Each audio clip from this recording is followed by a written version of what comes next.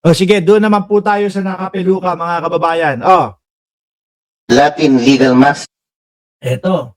Pangalawa na ho ito, ha? Sumunod na araw, pangalawang araw, mga kababayan. Nasita na doon sa unang araw na wag magpapasok ng kung ano-anong tema patungkol doon sa impeachment. Pangalawang araw, ayun, ganun pa din, ho. Hindi ho yata makaintindi ng English o Tagalog yung anak ni Marcoleta. Kasi makulit, parang bata, parang sakaling kep-kep na lang nga po sa Kongreso. Ang pag-audit po ay trabaho ng COA. Kasi meron po tayong Latin legal maxim. Potestas delegata non delegari. Delegated The powers should Honorable not be Marcoleta delegated further. is reminded to confine the manifestation to the subject matter of the impeachment Opo, proceeding. this is pertaining to the... This is not about Quadcom. This is the impeachment proceeding on the 2 complaints against the Vice President. Please. Alam nyo, mga kababayan, ngayon mapapaisip tayo. Bakit gusto ni Marcoleta kapag ka nagdedebate o nakikipagdebate? Yung matandang Marcoleta, pag nakikipagdebate, kailangan lahat. Walang bearing, walang wall, o walang kahit na anong bawal. Para ganyan. No? Para kapag ka wala silang mailagay o wala silang maisagot doon sa mismong mga pinag-uusapan, tatalon kung saan-saan, magpapasok, mag-i-inject ng kung ano-anong wala naman doon sa pinag-uusapan. Yan o yun eh. Ganyan yun eh. Kagaya ng mga DDS dyan, di ba? Tina B? Yung mga DDS, eto, 35 minuto na ako nagsasalita dito. Pero ang i-message lang o i-comment lang ng mga DDS diyan sa atin sa comment section. Bayaran ka. Ano ka din, bangag ka din. Binabayaran ni Bongbong. Ganun lang ho ang i-comment.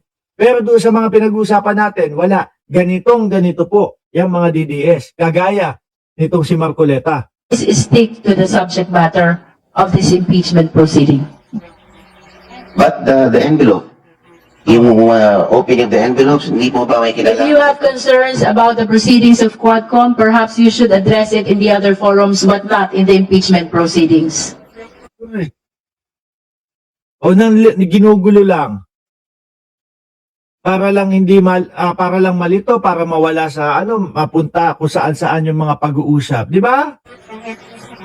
The Honorable Marcoleta is so reminded Dapat pinapalabas, pinapasipa na to palabas eh. Opo, to yun, stick to the subject matter. yun lang naman po, Madam Chair, notices of disallowance. Ito po ay hindi Sandali! Loko-loko to si I.M. Batman. Mukha talaga siyang Lego. Kasi yung anak ko, mahilig sa Lego, napatingin ako. Totoo nga, no? Kahapon kasi, merong sinasabi yung anak ko, Daddy, bakit hindi ko masuot yung helmet nung Lego ko? Kasi yung Lego, yung ulo, may helmet, no? Nakapasok. Nung tinignan ko, yung ulo nito si Marcoleta, parang ganun niya, parang bilog na, Diyos ko Lord. Sakto. Tato! Shoutout sa'yo, Boss Mark! Ganyan ba lahat lagi si Marcoleta, kamukha niya? Sana di na dumami daw, mga dokumento lamang na ito ay appealable, contestable at hindi ito nangangahulugan ng Vice Presidente ay may ginawa ng irregular dahil ito ay contestable. Yun lamang po ang aking obserbasyon. At ma'am, if I may... red flag yun, boss. No. Yung mga nakita diyan sa Kongreso, yung yung ilan yun, halos 900 na mga resibo, tapos halos iisa yung sulat. Merong mga tauhan sa Office of the Vice President, si Kokoy Villamin, tauhan din sa Department of Education. Pinapirma doon sa natanggap niyang pera, no? Magkaiba yung pirma. Red flag yung mga ganun, boss. Yung mga disallowance, react dun sa earlier remark made by the chair. I think I was alluded to kasi nagkaroon po ng spectacular spectacle The kahapon. chair just adopted the manifestation of the Honorable Marcoleta yesterday during our determination of form. Opo, yung pong I am speaking out of premonition. Actually, I'm not speaking out of mere premonition. I was speaking out of experience. But that's what the committee heard. Nevertheless, Honorable Marcoleta, this is likewise not a subject matter of this impeachment proceeding. Opo, winawarningan ko lang po ang audience. Nagwa-warning pa. Pagwa-warning ka, wala namang ginagawa.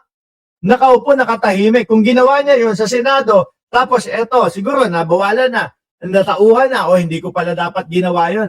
Sige, sa mga susunod na mga pagdinig, kung ako ay mapapasama doon, hindi na ako ano. Nakatahimik na nga, Brad. Ikaw na lang ang ngawa ng ngawa kay Kiko D.